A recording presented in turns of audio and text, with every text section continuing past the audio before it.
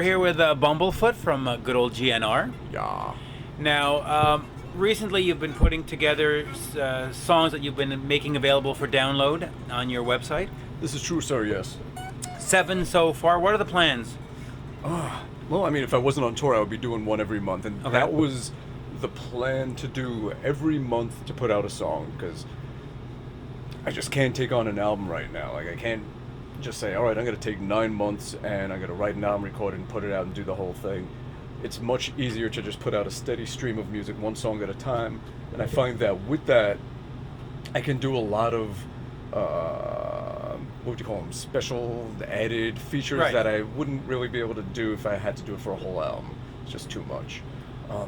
So what I've been doing is I would put out a song, either a cover or an original song, and I would put it out in, the usual, MP3 or AAC, but then also WAV and FLAC and Right. and the higher end uncompressed types of files and stuff. I do an instrumental version for people that want to sing along On top with of it. it? People that can't stand my voice. This way they can just have the music and not hear me, Singing on top. Yeah. So Was there a plan to take these songs, like when you get to like 10 or 12, and compile it into an album for sale, or was that not? Yeah. Because a lot of people did ask me about that, and at first I wasn't thinking about it, but give the people what they want. If the Right. people are saying, hey, we'd like to have an album of it, give them an album. So that's something that I was thinking about doing, is that maybe adding a few extra songs that weren't put out on that song a month thing, and have a whole album of that. With the tour, I don't know when I'll be able to do that, though. The never-ending tour. It started off at like 6 shows, and now it keeps going, right? But let me just finish with this. You did a song with Accept's new lead singer, Mark Tornillo. Yeah. Tornillo. How was that? And how do you find Mark in his role as Accept lead singer? Well, and Accept, I love him. I mean, Yeah. I think like most people, like everyone is a bit of a purist, and it's like, the one that you started with is the one that you always think of as the main one. But I gotta say, Mark, the album he did with them is my favorite one I ever heard. Blood And for me, Nations. so It's good. heavy and Give him the axe! Yeah. and then yeah. And I'm a big fan It's of a Mark's. pandemic. Here you go. Yeah. But I'm a big fan of his going back to T.T. Quick in Right. the mid 80s. I mean, I still remember every. You're like, both all Jersey those boys, songs. right? Yep.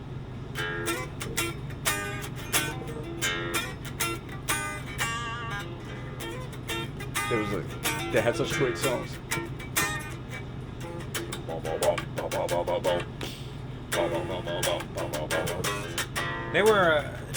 They were more of a Jersey sensation. They had a bit of a splash in the States, but they really never got out into Europe and into the other markets, huh?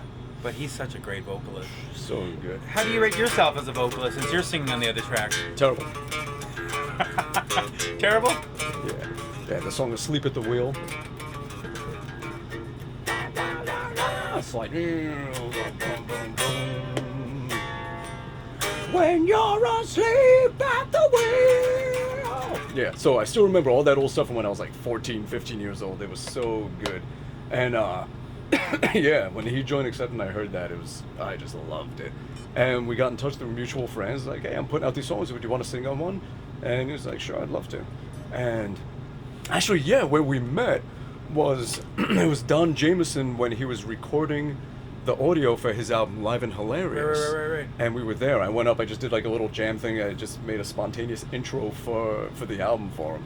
And Mark was there hanging. We met afterwards, and that's where we first met, was at that. That was in January of this year. Yeah. Now you're also working with another artist. If I get the name right, it's Pac. Mm-hmm. Mexican lady. Well, Yeah. lady. A Mexican She's a lady. girl. A lady. She's a lady. Wow. Yeah.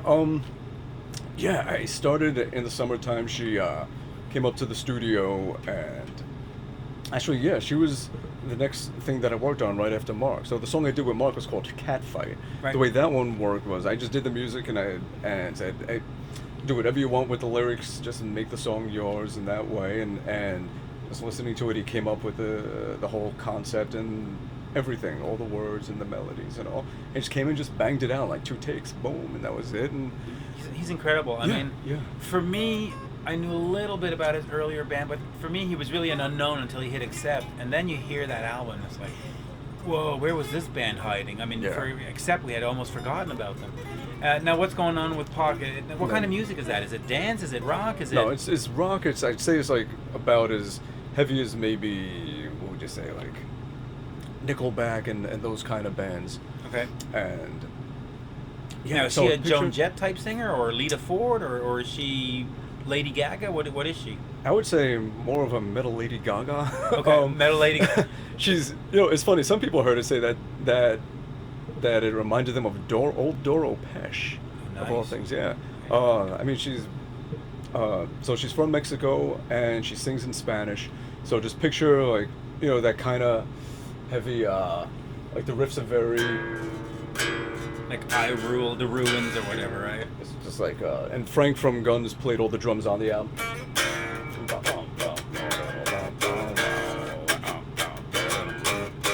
Like those kind of, boom, yeah. So it's like that kind of stuff. Like so it's hard rock with really good Spanish female-fronted vocals going on with it. And I did all the music. Frank Ferrer, Guns N' Roses. He did all the drums. Right. You produced it. Yeah. Did all the the engineering, the co-writing, the rewriting, the music parts, helping with the arrangements of everything, and the mixing and the mastering. And now I'm also, taking on the whole thing from a management standpoint as well. I'm, working on merch and, the album art and getting everything ready to have it available by early next year. So.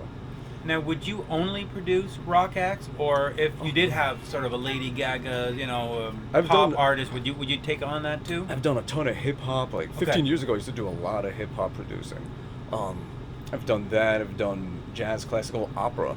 I've done all kinds. I mean, music is music, and it's not just about the style of music. It's also about the personality of the person making the music and tapping into that and bringing that out. And that's really, when you're producing, what you want to do is bring the most of them out of them. And, the style is just, whatever clothes they're wearing. It's the same thing musically. It's just waves and just however you dress them up. Yeah. And just getting into that vibe and bringing it out. So yeah. So I've done a lot of different types of music, all kinds of stuff. I mean, mostly I do rock because my music is rock. When I express myself, it's, hard rock stuff is where it... Did you grow up on all Kiss and all Aerosmith and all that? Or is there, because you're from New York, was there sort of a Run DMC and a rap influence and a hip-hop thing? Or are you just a musician so you can handle any music? Well, in the, mid-'70s, I had heard Kiss Alive album in 75, and that is what made me... That was my first love. That was the first thing that really got me inspired and excited. And because it's awesome. And, it was the greatest. I mean, it was the album that launched 1,000 other bands, and so it was that. Also the Beatles. I was a big lover of the Beatles. As I grew up, trying to think of some of the first albums I got was Boston's first album. I should tune this back up. But yeah, there was. Might have to cover more than a feeling at some point, right?